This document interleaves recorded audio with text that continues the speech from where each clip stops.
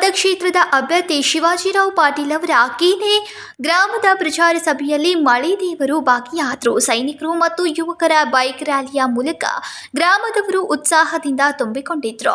ಮಳೆಯ ಮಧ್ಯೆಯೂ ನಡೆದ ಸಭೆಯಲ್ಲಿ ಪಾಟೀಲ್ ವಿರೋಧಿಗಳಿಗೆ ತೀವ್ರವಾಗಿ ಟೀಕೆ ಮಾಡಿ ಕೋಟ್ಯಾಂತರ ಜನರ ಕಷ್ಟವನ್ನ ಮನೆತನದ ರಾಜಕೀಯದವರು ಅರ್ಥ ಮಾಡಿಕೊಳ್ಳಲು ಸಾಧ್ಯ ಇಲ್ಲ ಎಂದು ಹೇಳಿದ್ರು.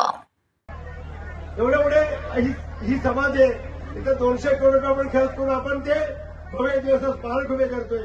त्याचबरोबर ते लक्षात असू द्या, हा तुमचा शिवाजी शेतकऱ्याचा मुलगा आहे. पुन्हा माझ्याकडे कुठे घराणशाही नाहीये. तुमच्या आशीर्वादामुळे मी इथपर्यंत पोहोचतोय.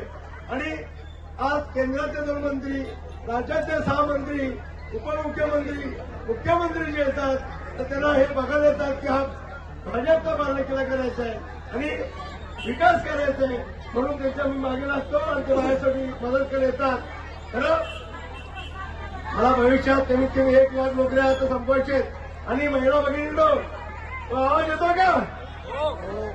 तो बचत गटच्या आईनो, तुमच्या उमेद संघटनेच्या या 3 वर्षामध्ये मी एवढा मोठा नेता नाही की आमदार नाहीये. खरं तरी सुद्धा तुमच्या अडचणी समजून घेऊन मी आचारसंहिता लागल्यानंतर इलेक्शन सोडून तुमच्यासाठी 7 तास दिली महाजन साहेबांची भेट करून आणली काय हो? किती माहिती आहे?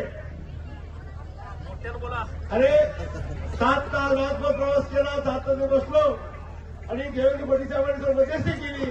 तुमचे निर्णय झाले जमा होते, फक्त त्याच्या 2 कॅबिनेट होते. आपल्या एका मंत्री अजित पवार साहेबांच्या सचिवांनी सही नाही केली आणि राहिला. मुख्यमंत्री साहेबांनी सांगितलं करून द्यायचं ते.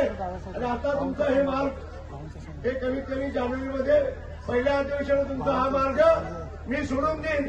आणि तुम्ही जर माझ्यासाठी 7 दिवस मेहनत केलात तर आमदारच्या भूमिकेत राहून पहिला निर्णय तुमचा होईल.